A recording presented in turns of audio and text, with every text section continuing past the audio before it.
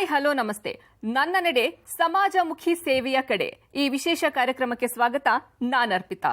Doctor Ramannagowda GP professor ಹಾಗೂ ಸಂಸ್ಥಾಪಕರು, ಅಮೋಘ ವರ್ಷ IAS ಅಕಾಡೆಮಿ ಹಾಗೂ ಅಮೋಘ ವರ್ಷ ಎಜುಕೇಷನ್ ಟ್ರಸ್ಟ್ ವಿಜಯನಗರ್ ಬೆಂಗಳೂರು. ಇನ್ನು ಸರ್ಕಾರಿ ನೌಕರಿಗೆ ರಾಜೀನಾಮೆಯನ್ನ ಕೊಟ್ಟು ಸಮಾಜಮುಖಿ ಸೇವೆಯ ಕಡೆ ಹೆಜ್ಜೆಯನ್ನ ಇಡ್ತಾ ಇರುವಂತಹ ಶಿಕ್ಷಣ ತಜ್ಞ ಅವರು. ಇನ್ನು ಸ್ಪರ್ಧಾತ್ಮಕ ಪರೀಕ್ಷೆಗಳ ಹಿರಿಯ ಸಂಪನ್ಮೂಲ ವ್ಯಕ್ತಿಯಾಗಿರುವಂತಹ ರಾಮಣ್ಣಗೌಡರ ಜೀವನ ಹಾಗೂ ಅವರ ಸಾಧನೆ ಹಾಗೂ ಅವರ ಭವಿಷ್ಯ ಜೀವನದ ಸಂದರ್ಶನವನ್ನ ಇವತ್ತು ನಾವು ಮಾಡ್ತೀವಿ. ಅಂದ್ರೆ ಅವರು ಸ್ಟೂಡೆಂಟ್ಸ್ಗೆ ಯಾವ ರೀತಿ ಅವರು ಮಾರ್ಗದರ್ಶನವನ್ನ ಕೊಟ್ಟಿದ್ದಾರೆ, ಇನ್ನು ಅಮೋಘ ವರ್ಷ IAS ಅಕಾಡೆಮಿನಲ್ಲಿ ಅವರ ಸ್ಟೂಡೆಂಟ್ಸ್ ಯಾವ ರೀತಿಯಲ್ಲಿ ಸಾಧನೆ ಮಾಡಿದ್ದಾರೆ, ಇದೆಲ್ಲದರ ಬಗ್ಗೆ ಮಾತಾಡ್ತಾ ಅವರ ಇಂಟರ್ವ್ಯೂ ಅನ್ನ ಇವತ್ತು ನಾವು ಮಾಡ್ತಾ ಹೋಗ್ತೀವಿ. ಮೊದಲಿಗೆ ಅವರನ್ನ ಕಾರ್ಯಕ್ರಮಕ್ಕೆ ಸ್ವಾಗತ ಮಾಡೋಣ. ನಮಸ್ತೆ ಸರ್. ನಮಸ್ತೆ ಮೇಡಮ್. ಓಕೆ, ಇನ್ನು ಮತ್ತೊಬ್ರು ಗೆಸ್ಟ್ ನಮ್ಮ ಜೊತೆ ಜಾಯ್ನ್ ಆಗಿದ್ದಾರೆ. Vijayalakshmi KT KSAS deputy director, Karnataka state audit and accounts. ಮಾಮ, ನಿಮ್ಗೆ ಸಹ ಕಾರ್ಯಕ್ರಮಕ್ಕೆ ಸ್ವಾಗತ. ನಮಸ್ತೆ ಸರ್. ಮೊದಲಿಗೆ ನಿಮ್ಮ ಪರಿಚಯವನ್ನ ಮಾಡ್ಕೊಳ್ಬಹುದಾ?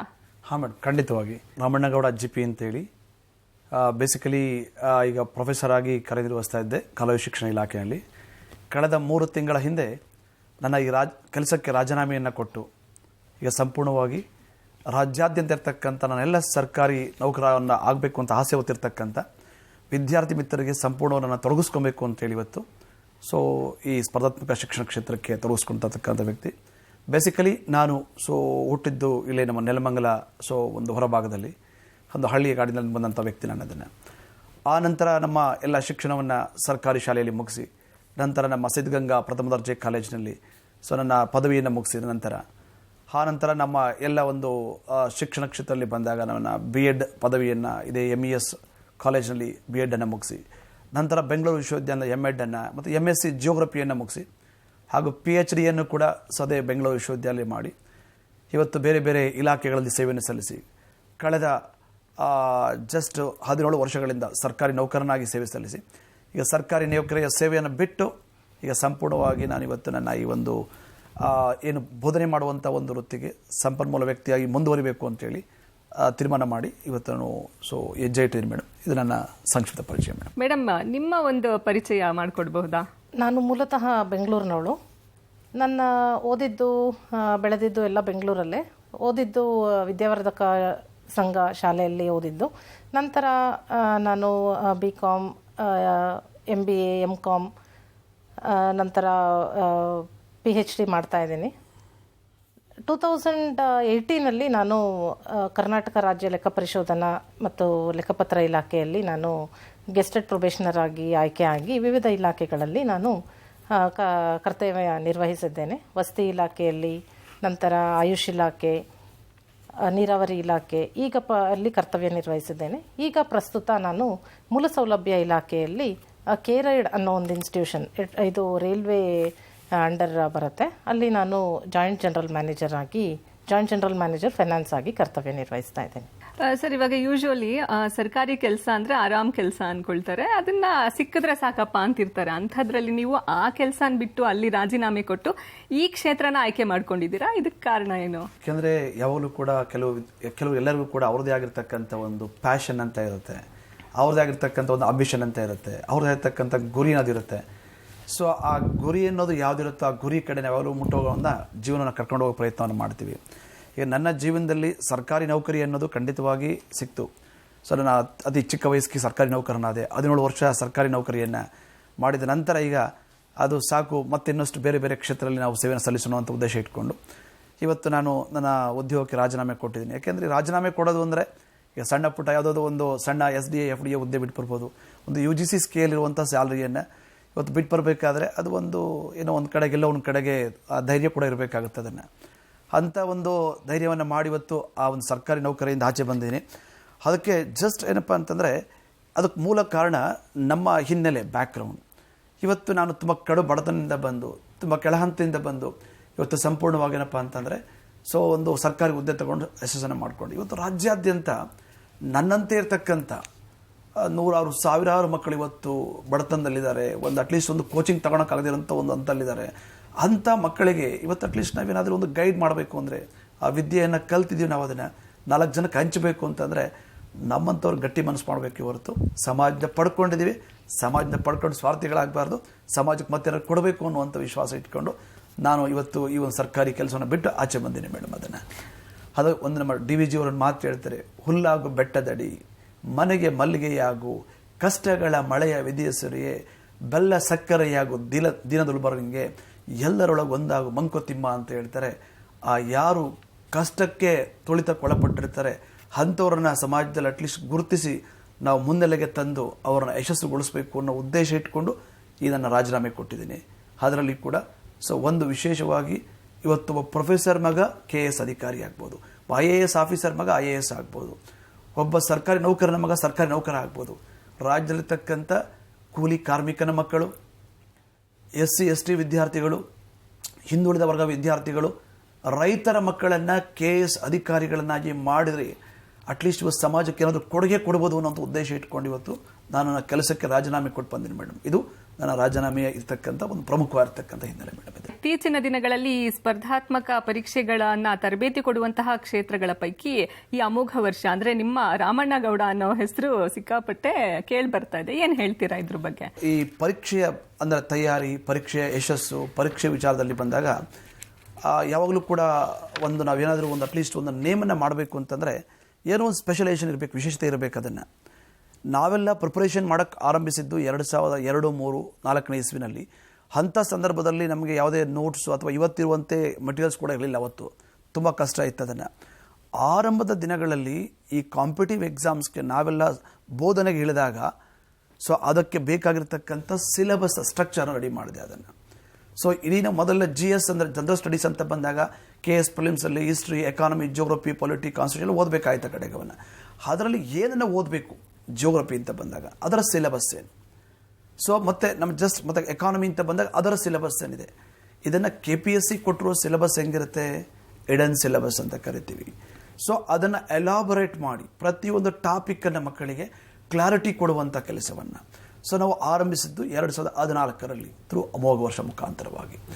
ಅಮೋಘ ವರ್ಷ ಈ ಸಂಸ್ಥೆ ಕಟ್ಟಿದ್ದು ನಾನು PhD ಮಾಡಲಿಕ್ಕೆ ಅಂತ ಹೊರಗಡೆ ಬಂದ ಇಲಾಖೆಯಿಂದ. ಅದಕ್ಕೆ ಮುಂಚೆ ಸೋಷಿಯಲ್ ವೆಲ್ಫೇರ್ ಡಿಪಾರ್ಟ್ಮೆಂಟಲ್ಲಿದ್ದೆ. ಅಲ್ಲಿಂದ ಬಿಟ್ಟು ಹೊರಗಡೆ ಬಂದು PhD ಮಾಡೋಕ್ಕೆ ಅಂತ ಬಂದೆ.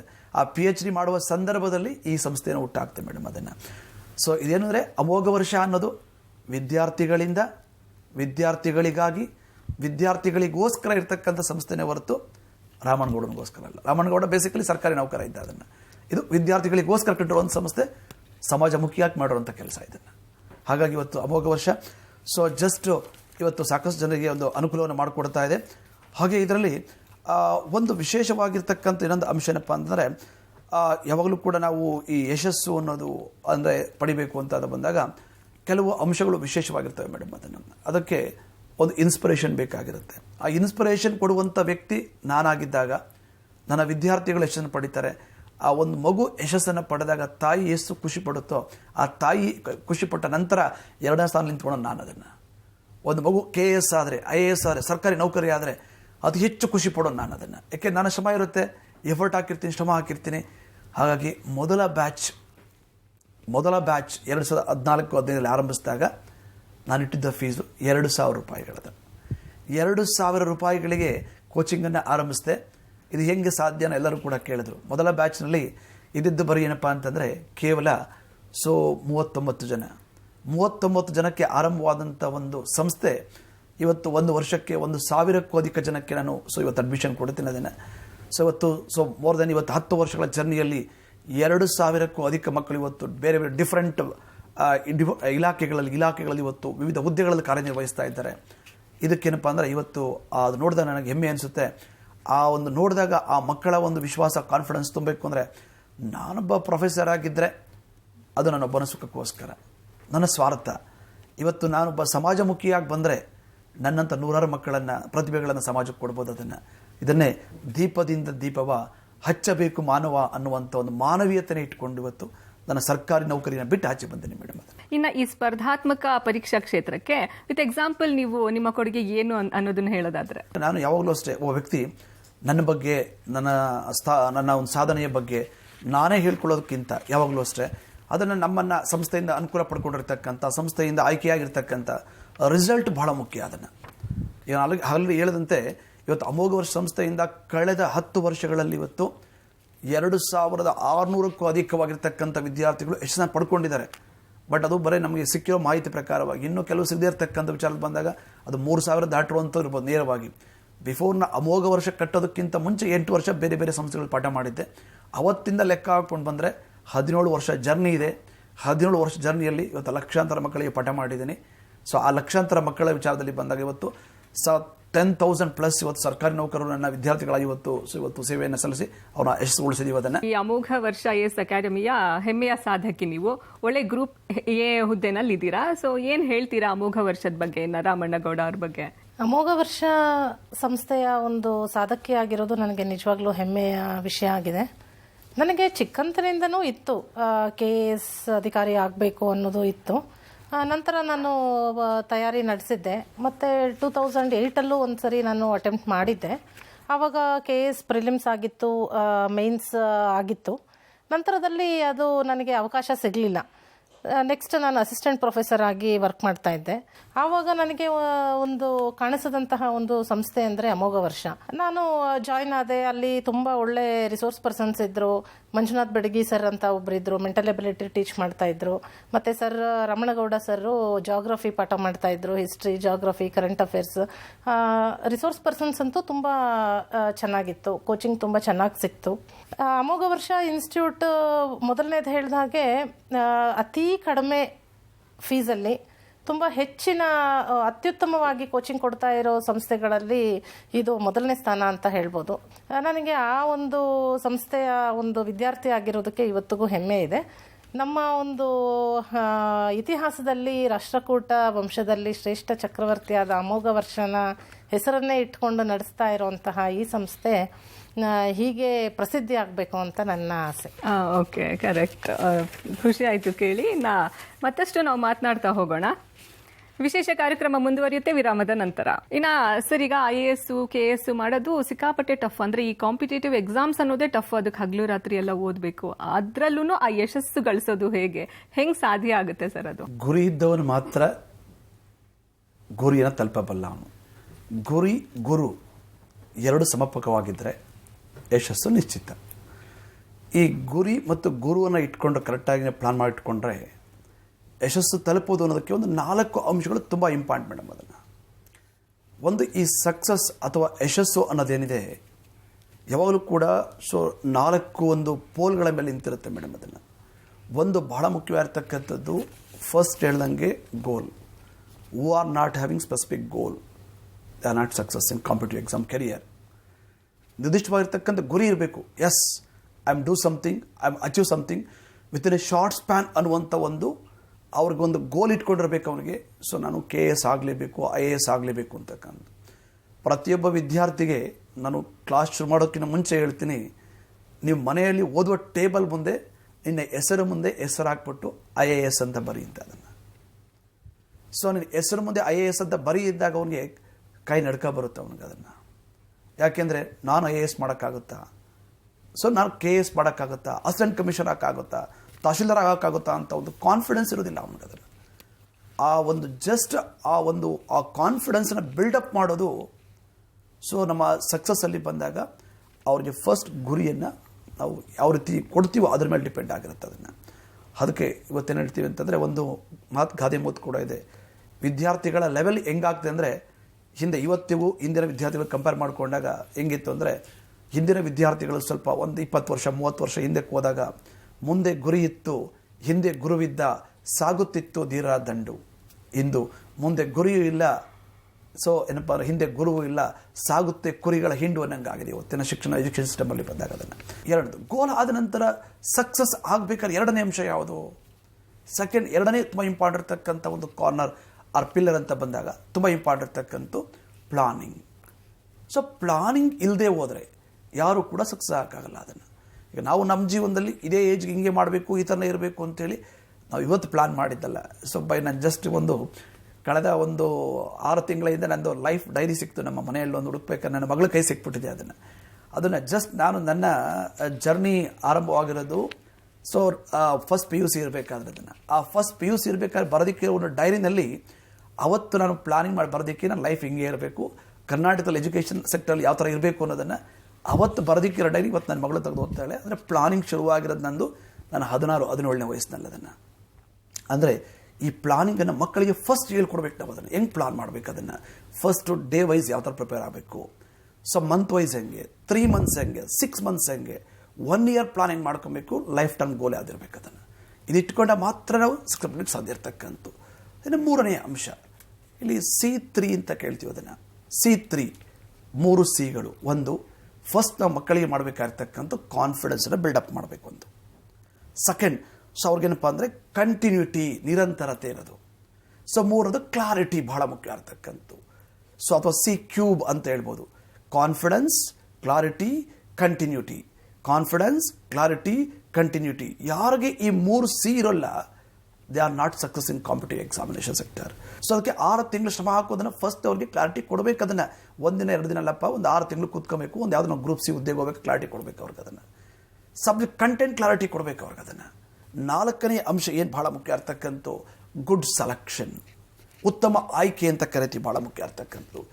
So good selection means so good guidance, good resource person are good materials. So ಇವು ಯಾವ ರೀತಿ ನಾವು ಬಹುಮುಖ್ಯ ಇರ್ತಕ್ಕಂಥ ಸೆಲೆಕ್ಷನ್ ಮಾಡ್ಕೊತೀವೋ ರಿಸೋರ್ಸ್ ಹಂಗಿರುತ್ತೆ. ಬಹುಮುಖ್ಯ ಇರ್ತಕ್ಕಂಥ ಗುಡ್ ಗೈಡ್ಲೈನ್ಸನ್ನು, ಮಾರ್ಗದರ್ಶನವನ್ನು, ಗುಡ್ ಸೆಲೆಕ್ಷನನ್ನು ಮಾಡಿಕೊಡುವಂಥ ಜವಾಬ್ದಾರಿ ತಾಯಿಯರ ಮೇಲಿರುತ್ತೆ. ಆ ತಾಯಿಯ ಪಾತ್ರ ಬಹಳ ಮುಖ್ಯ. ಸೊ ಈ ಗುಡ್ ಸೆಲೆಕ್ಷನ್ ಅಂತ ಬಂದಾಗ ಯಾವ ಕೋಚಿಂಗ್ ಸೆಂಟರ್ಗೆ ಹೋಗಬೇಕು, ಯಾರು ಗೈಡ್ಲೈನ್ಸ್ ತೊಗೊಬೇಕು, ಮಾರ್ಗದರ್ಶಕರು ಯಾರಾಗಿರಬೇಕು ಅಂತಕ್ಕಂಥದ್ದು. ಸೊ ಹಾಗಾಗಿ ಏನಪ್ಪ, ಜಸ್ಟ್ ಸೊ ಕಾಂಪಿಟೇಟಿವ್ ಎಕ್ಸಾಮ್ಸಲ್ಲಿ ಬಂದಾಗ ಗುಡ್ ಸೆಲೆಕ್ಷನ್, 3³ ಕಂಟಿನ್ಯೂಟಿ, ಕಾನ್ಫಿಡೆನ್ಸ್ ಮತ್ತು ಸೊ ಒಂದು ನಮ್ಮ ಕ್ಲಾರಿಟಿ ಆ್ಯಂಡ್ ಪ್ಲಾನಿಂಗ್ ಆ್ಯಂಡ್ ಗೋಲ್, ಈ 4 ಕರೆಕ್ಟಾಗಿದ್ದರೆ ಯಶಸ್ಸು ಸಾಧ್ಯ. ಅದನ್ನು ಈಗ ನಿಮ್ಮ ಮುಂದಿನ ನಡೆ ಏನು? ಹಾಂ ಮೇಡಮ್, ಅಂದರೆ ಈಗೇನು ನಾವು ಈ ಕರ್ನಾಟಕ ರಾಜ್ಯದಲ್ಲಿ ಬಂದಾಗ ಸೊ ಜಸ್ಟ್ ನನಗೇನಪ್ಪ ಅಂದರೆ ಒಂದು ನನಗೆ ಯಾವಾಗೂ ಅನಿಸ್ತಾ ಇರುತ್ತೆ, ಈ ಸ್ಪರ್ಧಾತ್ಮಕ ಶಿಕ್ಷಣದಲ್ಲಿ ಒಂದು ಬದಲಾವಣೆ ತರಬೇಕು ಅಂತಕ್ಕಂಥ. ಸೊ ಅದೇನು ಸ್ಪರ್ಧಾತ್ಮಕ ಶಿಕ್ಷಣದಲ್ಲಿ ಗುಣಾತ್ಮಕ ಬದಲಾವಣೆ ಅನ್ನೋದು ನನ್ನ ಸಂಸ್ಥೆಯ ಟ್ಯಾಗ್ ಲೈನ್. ಕ್ವಾಲಿಟಿ ರೆವಲ್ಯೂಷನ್ ಇನ್ ಕಾಂಪಿಟೇಟಿವ್ ಎಕ್ಸಾಮ್ಸ್ ಅಂತಕ್ಕಂಥದ್ದು.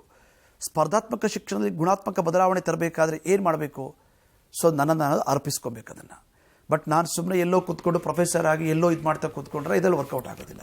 ಬಟ್ ನಾನು ನೇರವಾಗಿ ಈ ಫೀಲ್ಡ್ಗೆ ಇಳಿದಾಗ, ನೇರವಾಗಿ ನಾನು ಟೀಚ್ ಮಾಡಿದಾಗ ಅವಾಗ ಏನಾಗುತ್ತೆ, ಮಕ್ಕಳಿಗೆ ತಲುಪುವಂಥ ಇನ್ಫಾರ್ಮೇಷನ್ ಕ್ಲಾರಿಟಿ ಸಿಗುತ್ತೆ ಮೇಡಮ್. ಅದನ್ನು ಸಮಾಜದಿಂದ ನಾನು ಪಡ್ಕೊಂಡಿದ್ದೀನಿ, ಸಮಾಜಕ್ಕೆ ಏನಾದರೂ ಕೊಡಬೇಕಷ್ಟೆ. ಸಮಾಜದಲ್ಲಿರ್ತಕ್ಕಂಥ ಕಟ್ಟ ಕಡೆಯ ವ್ಯಕ್ತಿಯ ಮಗ, ಸಮಾಜದ ಕಟ್ಟ ಕಡೆಯ ಒಂದು ಕೆಳಹಂತದ ವಿದ್ಯಾರ್ಥಿ ಇವತ್ತು ತಗೊಂಬಂದವರನ್ನು ಸಕ್ಸಸ್ ಮಾಡಿಸಿ ಯಶಸ್ಸಿನ ಗುರಿ ಕಡೆ ತಲುಪಿಸಬೇಕು ಉದ್ದೇಶ ನಂದದನ್ನು. ಅಂಥ ಒಂದು ಕೆಲಸ ಆಲ್ರೆಡಿ ಆರಂಭಿಸಿದ್ದೀನಿ. ಅದನ್ನು ಈಗ ಯಾರು ಬ್ಲೈಂಡ್ಸ್ ಇದ್ದಾರೆ ಅವರಿಗೆ ಉಚಿತವಾಗಿ ತರಬೇತಿ ಕೊಡುವಂಥ ಕಾರ್ಯವನ್ನು ಸೊ ಇವತ್ತು ಶುರು ಮಾಡಿದ್ದೀನಿ.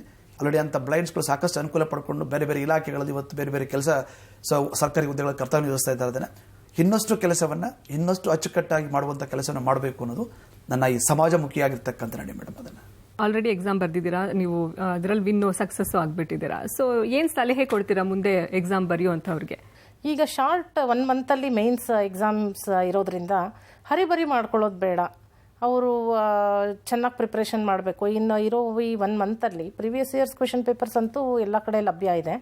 ಅದನ್ನು ಅವರು ತಗೊಂಡು ಶಿಸ್ತ ಇಟ್ಕೊಂಡು ಓದಬೇಕು. ಬೆಳಗ್ಗೆ ಬೇಗ ಎದ್ದು ಅವರು ಒಂದು ಯೋಗ ಮೆಡಿಟೇಷನ್ ಎಲ್ಲ ಮಾಡಿದ್ರೆ ಸ್ವಲ್ಪ ಈ ಪ್ರೆಷರ್ ಕಡಿಮೆ ಆಗುತ್ತೆ. ಪ್ರಿವಿಯಸ್ ಇಯರ್ಸ್ ಕ್ವೆಶನ್ ಪೇಪರ್ಸ್ ಏನಿದೆ ಅವರು ಅದನ್ನು ಸಾಲ್ವ್ ಮಾಡ್ಕೊಂಡು ಬಂದರೆ ಎವ್ರಿ ಡೇ ಇವಾಗ ಇರುವಂತಹ 1 ಮಂತಲ್ಲಿ ಅವರು 3 ಅವರ್ಸ್ ಟೆಸ್ಟ್ ಥರ ಅವರೇ ಸ್ವತಃ ಒಂದು ಎಕ್ಸಾಮ್ಸ್ ತಗೊಂಡು ಪ್ರತಿದಿನ ಒಂದೊಂದು ಮಾಡೆಲ್ ಪೇಪರ್ ಅಥವಾ previous years question paper solve ಮಾಡಿದ್ರೆ ಅವ್ರಿಗೊಂದು ಐಡಿಯಾ, ಒಂದು ಟೈಮ್ ಮ್ಯಾನೇಜ್ಮೆಂಟ್, ಮೇನ್ಸಲ್ಲಿ ಮೇನ್ಲಿ ಟೈಮ್ ಮ್ಯಾನೇಜ್ಮೆಂಟ್. ಸರಿನಾ? ಈ IAS, IPS, KS ಮಾಡೋದು ಕೇವಲ ಮಕ್ಕಳ ಆಸೆ ಆಗಿರೋದಿಲ್ಲ, ಈ ಪೇರೆಂಟ್ಸ್ ಆಸೆ ಕೂಡ ಆಗಿರುತ್ತೆ. ಅವರ ಗುರಿನೂ ಅದಾಗ್ಬಿಟ್ಟಿರುತ್ತೆ, ನನಗಂತೂ ಮಾಡೋಕ್ಕಾಗಿಲ್ಲ, ನನ್ನ ಮಕ್ಕಳಾದ್ರೂ ಮಾಡಲಿ ಅಂತ. ಅಂತಹ ಪೋಷಕರಿಗೆ ನೀವು ಏನು ಸಲಹೆನ ಕೊಡ್ತೀರಾ? ಯಾಕೆಂದರೆ ಇವತ್ತು ಒಂದು ಮಗು ಭವಿಷ್ಯ ನಿರ್ಧರಿಸೋದು ಮಗು ಅಲ್ಲ, ಆ ಪೋಷಕರು ಬಹಳ ಮುಖ್ಯವಾಗಿ ಏನು ಮಾಡಬೇಕು, ಅದನ್ನು ಯಾವ ಹಂತದಲ್ಲಿ ಮಗುವಿಗೆ ನಾವು ಅದನ್ನು ಗೈಡ್ ಮಾಡಬೇಕು ಅನ್ನೋದು ಆ ತಿಳುವಳಿಕೆ ತಂದೆ ತಾಯಿಗಳಿಗಿದ್ದಾಗ ಅದರ ಜೀವನವನ್ನು ನಾವು ಸುಗಮವಾಗಿ ಕಟ್ಟೋದು ಬೆಳೆಸೋದು ತುಂಬ ಸಾಧ್ಯ ಇರತಕ್ಕಂಥ ವಿಚಾರ. ನಾವೆಲ್ಲ ಈ ಹಂತಕ್ಕೆ ಬೆಳೆದಿದ್ದೀವಿ ಅಂತಂದರೆ ನಮ್ಮ ತಂದೆ ತಾಯಿಗಳೇ ಕಾರಣಕರ್ತರು. ಅದನ್ನು ಇದು ನನ್ನ ಜೀವನದ ಒಂದು ಸಣ್ಣ ಉದಾಹರಣೆ ಕೊಟ್ಟು ಹೇಳ್ತೀನಿ. ನಮ್ಮ ತಂದೆ ತಾಯಿ ಅನ್ಎಜುಕೇಟೆಡ್ಸೇ, ಆದರೆ ಅವರು ಜಸ್ಟ್ ಆ ಒಂದು ನಾವು ಓದಬೇಕಾದ್ರೆ 1983-84ರಲ್ಲಿ ಆ ಸಂದರ್ಭದಲ್ಲಿ ನಾವೆಲ್ಲ 5 ಜನ ಮಕ್ಕಳು ಓದಬೇಕಾದ್ರೆ ತಾಯಿಯವರು 4 ಗಂಟೆಗೆ ಎಬ್ಬರಿಸ್ಕೊಂಡಿಸ್ಬಿಟ್ಟು ಬೆಳಗ್ಗೆ ಅವರು ಆ ಕಾಲದಲ್ಲಿ ಹಳ್ಳಿಗಳಲ್ಲಿ 80ರ ದಶಕದಲ್ಲಿ ಬೆಳಗ್ಗೆದ್ದು ಅವರು ಕೂಡ ಏನೋ ಒಂದಷ್ಟು ಅಡುಗೆ ಸಿದ್ಧತೆ ಮಾಡ್ಕೊಳೋದು, ಇವೆಲ್ಲ ತರಕಾರಿಗಳು ಇದು ಮಾಡ್ಕೊಳೋದು. ಆ ಸಂದರ್ಭದಲ್ಲಿ ಬೆಳಗ್ಗೆ 5 ಗಂಟೆಗೆ ಮಕ್ಕಳ ಜೊತೆ ತಾಯಿ ಕೂಡ ಎದ್ದು ಕೂತ್ಕೊಂಡು ನಮ್ಮನ್ನು ಹೊರದುಂಬಿಸ್ತಾ ಇದೆ. ಅದನ್ನು ಇದು ಬಹಳ ಮುಖ್ಯವಾಗಿರ್ತಕ್ಕಂಥ. ಇವತ್ತು ಆ ಒಂದು ನಾವು ಮಕ್ಕಳನ್ನು ನಾವೇನು ಫೈನ್ ಮಾಡ್ತಾ ಇದ್ದೀವಿ, ಇವತ್ತು ಜಸ್ಟ್ ತಗೊಂಡು ಹೋಗ್ತೀವಿ, ರೂಬಲ್ ಕುಂಡಿಸ್ಬಿಟ್ಟು ಓದ್ಕೊಂಡ್ಬಿಟ್ಬಿಟ್ಟು ಬೀಗ ಲಾಕ್ ಮಾಡ್ಕೊಂಬರ್ತೀವಿ ಆ ಕಡೆಗೆ. ಅದನ್ನು ಅವ್ರು ಓದ್ತಾರ ಇಲ್ಲದ ಹೆಂಗೆ ನೋಡೋದು ಅದನ್ನು? ಇದು ಪೋಷಕರಿಗೆ ಏನು ಜವಾಬ್ದಾರಿ ಭಾಳ ಮುಖ್ಯ ಆಗ್ತಕ್ಕಂಥ. ಅಲ್ಲಿ ಹೇಳೋದೇನಂತಂದರೆ ಮಕ್ಕಳ ಮನಸ್ಸಿನ ಮೇಲೆ ಇವತ್ತು IAS KAS ಆಗಬೇಕು ಅಂತ ಒತ್ತಡ ಹಾಕಬೇಡಿ, ಅವ್ರಿಗೆ ಕನಸನ್ನು ಬಿತ್ತಿ. ಆ ಗುಡ್ ಬಿಹೇವಿಯರ್ ಅಂತ ಬಂದಾಗ ಮಗುವನ್ನ ಮನಸ್ಸನ್ನು ಅರ್ಥ ಮಾಡಿಕೊಂಡು ಅದರ ನಡೆಯನ್ನು ನುಡಿಯನ್ನು ಕರೆಕ್ಟಾಗಿ ಅದಕ್ಕೇನು ಗೈಡ್ ಮಾಡಬೇಕು ಅನ್ನೋದನ್ನು ಎವ್ರಿಡೇ ವಾಚಿಂಗ್ ತುಂಬ ಇಂಪಾರ್ಟೆಂಟ್. ಅದನ್ನು ವಾಚ್ ಮಾಡುವಂಥ ಕೆಲಸ ಕೂಡ ಯಾರ ಕಡೆಯಿಂದ ಆಗಬೇಕು, ತಂದೆ ತಾಯಿಗಳಿಂದ ಕಡೆಯಿಂದ ಆಗಬೇಕು ಅದನ್ನು. ಈ ಥರ ಇವತ್ತು ನಮ್ಮ ಅಮೋಘ ವರ್ಷ ಸಂಸ್ಥೆಗೆ 36ನೇ ವಯಸ್ಸಲ್ಲಿ ಬಂದಂಥವರು ಕೂಡ ಇವತ್ತು ಸಕ್ಸಸ್ ಆಗಿ ಇವತ್ತು ಜಾಬ್ ತಗೊಂಡಿದ್ದಾರೆ. ಅದನ್ನು ಇವತ್ತು ನಾನು ನಿಮಗೆ ಒಂದು ಸಣ್ಣ ಕಿವಿ ಮಾತು ಹೇಳೋದಷ್ಟೇ ಸ್ನೇಹಿತರೆ, ಏನಂತಂದರೆ ಆರಂಭ ಎಲ್ಲಾಗುತ್ತೆ ವಿದ್ಯಾರ್ಥಿಯ ಒಂದು ಸ್ಪರ್ಧಾತ್ಮಕ ಪರೀಕ್ಷೆ ಜೀವನ ಆರಂಭವಾಗೋದು ಎಲ್ಲಿಂದ ಅಂತಂದರೆ ಫಸ್ಟ್ PUC ಅದನ್ನು ಅವ್ರ ಕೈಗೆ ಉದ್ಯೋಗವನ್ನು ಕೊಟ್ಟು ಕಳಿಸ್ಬೇಕು ಅನ್ನೋ ನನ್ನ ಉದ್ದೇಶ. ರಾಜ್ಯದಲ್ಲಿ ಸ್ಪರ್ಧಾತ್ಮಕ ಶಿಕ್ಷಣದ ಒಟ್ಟಿಗೆ ಅಕಾಡೆಮಿಕ್ ಎಜುಕೇಷನ್ ಕೊಡಬೇಕು ಅಂತಕ್ಕಂಥ. Weekly 3 days competitive exams, 4 days academic. ಈ ಕಂಪ್ಲೀಟ್ ಇದನ್ನು ಸ್ಟ್ರಕ್ಚರ್ ಇಟ್ಕೊಂಡು ರಾಜ್ಯದಲ್ಲಿ ಒಂದು ಹೊಸ ಒಂದು ಈ ಸ್ಪರ್ಧಾತ್ಮಕ ಶಿಕ್ಷಣದಲ್ಲಿ ಒಂದು ಕ್ರಾಂತಿನ ಉಂಟು ಮಾಡಬೇಕು ಅಂತಕ್ಕಂಥ ಗುರಿ ಇಟ್ಕೊಂಡು ಇವತ್ತು ನನ್ನ ಹುದ್ದೆಯನ್ನು ಇವತ್ತು ರಾಜೀನಾಮೆ ಕೊಟ್ಟು ಬಂದೀನಿ. ಅಂದರೆ ದೇವನೂರು ಮಹಾದೇವ ಒಂದು ಮಾತು ಹೇಳ್ತಾರೆ, ಭೂಮಿಗೆ ಬಿದ್ದ ಬೀಜ, ಎದೆಗೆ ಬಿದ್ದ ಅಕ್ಷರ, ಹಿಂದಲ್ಲ ನಾಳೆ ಮೊಳಕೆ ಹಿಡಿಯುತ್ತೆ ಅಂತೇಳಿ ನಾವು ಬೀಜವನ್ನು ಹಾಕುವಂಥ ಕೆಲಸ ಮಾಡೋಣ. ಯಶಸ್ಸು ಖಂಡಿತವಾಗಿ ಮತ್ತೆ ಫಲ ಕೊಟ್ಟೇ ಕೊಡುತ್ತೆ ಅನ್ನೋ ಭರವಸೆ ಇಟ್ಕೊಂಡು ನಾನಿವತ್ತು ಈ ಸರ್ಕಾರಿ ಹುದ್ದೆಯನ್ನು ಬಿಟ್ಟಿದ್ದೀನಿ. ಇದರಿಂದ ರಾಜ್ಯಾದ್ಯಂತ ಇರತಕ್ಕಂಥ ಇನ್ನು 1 ವರ್ಷದಲ್ಲಿ ಕನಿಷ್ಠ ಅಂತ ಅಂದರೆ 1,000 ಮಕ್ಕಳ ಜೀವನವನ್ನು ಸರ್ಕಾರಿ ನೌಕರಿ ಕಳ್ಕೊಂಡು ಹೋಗುವಂಥ ಗುರಿ ಇಟ್ಕೊಂಡು ಆಚೆ ಬಂದಿನಿ ಮೇಡಮ್. ಅದನ್ನು ಖಂಡಿತವಾಗಿ ಈ ಗುರಿಯನ್ನು ಮುಟ್ಟಬೇಕು ಅನ್ನೋದೇ ನನ್ನ ಮೇನ್ ಇಂಟೆನ್ಷನ್, ಉದ್ದೇಶ ಆಗುತ್ತೆ. ಓಕೆ, ನಿಮ್ಮ ಗೋಲ್ ರೀಚ್ ಆಗಲಿ ಅಂತ ನಾವು ಸಹ ಹಾರೈಸ್ತೀವಿ ಸರ್. ಇನ್ನು ಇಷ್ಟೊತ್ತು ನಮ್ಮೊಟ್ಟಿಗೆ ಸಾಕಷ್ಟು ಮಾಹಿತಿಯನ್ನು ಕೊಟ್ರಿ, ಧನ್ಯವಾದ ನಿಮಗೆ. Thank you madam.